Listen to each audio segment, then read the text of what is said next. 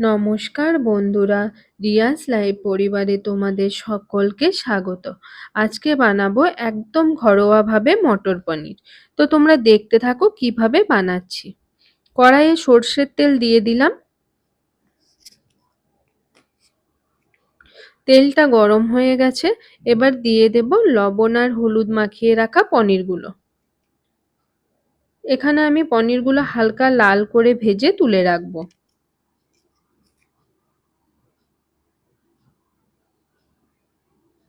দেখো পনিরগুলো লাল হয়ে এসছে, এবার তুলে নেব। পনিরগুলো সব তুলে নিয়েছি। এবার দিয়ে দেবো আরও একটু সর্ষের তেল,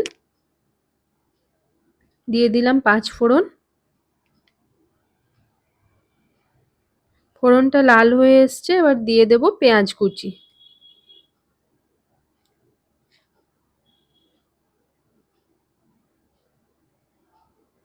পেঁয়াজটা লাল করে ভেজে নেব।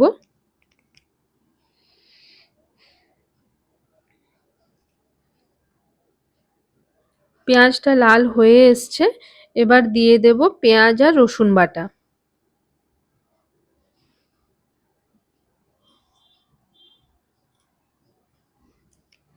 সবকিছু একবার মিশিয়ে নিলাম, এবার দিয়ে দেব আদা বাটা।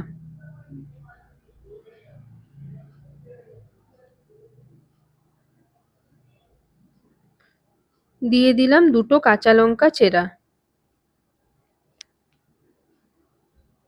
টমেটো কুচি দিয়ে দিলাম। সবকিছু এবার ভালো করে মিশিয়ে নেব।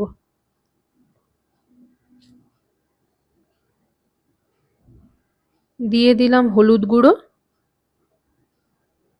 জিরে গুঁড়ো, আর দিয়ে দেব কালারের জন্য সামান্য কাশ্মীরি লঙ্কার গুঁড়ো। স্বাদ মতো লবণ দিয়ে দিলাম। এবার সবকিছু একবার ভালো করে মিশিয়ে নেব।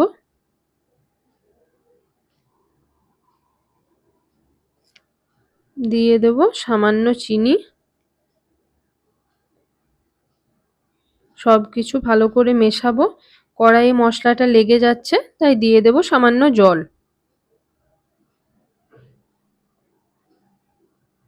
এবার মশলাটা ভালো করে কষাতে থাকবো যতক্ষণ না পর্যন্ত মশলা থেকে তেল ছাড়ছে।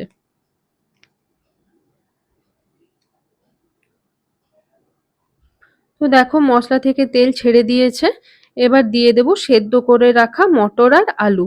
আমি মটরের সাথে একটা আলু ছোট করে কেটে সেদ্ধ করে নিয়েছি। তোমরা চাইলে আলু দিতেও পারো, নাও দিতে পারো। তো আলু দিলে টেস্টটা খুব ভালো হয়। সব ভালো করে একবার মিশিয়ে নিয়েছি। এবার কিছুক্ষণ ফুটতে দেব। তো দেখো আমার ফুটে এসছে, এবার দিয়ে দেব উপর থেকে ধনেপাতা। আর দেখতেও কি সুন্দর হয়েছে। এভাবে মটর পনির বানালে খুব তাড়াতাড়ি হয়েও যায় আর খেতেও খুব ভালো হয়। এবার দিয়ে দিব ভেজে রাখা পনিরগুলো।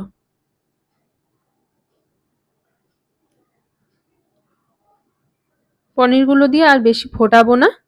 এবার গ্যাসটা বন্ধ করে দেব। আর আমার মটর পনির একদম রেডি হয়ে গিয়েছে। তো চলো এবার নামিয়ে নিই।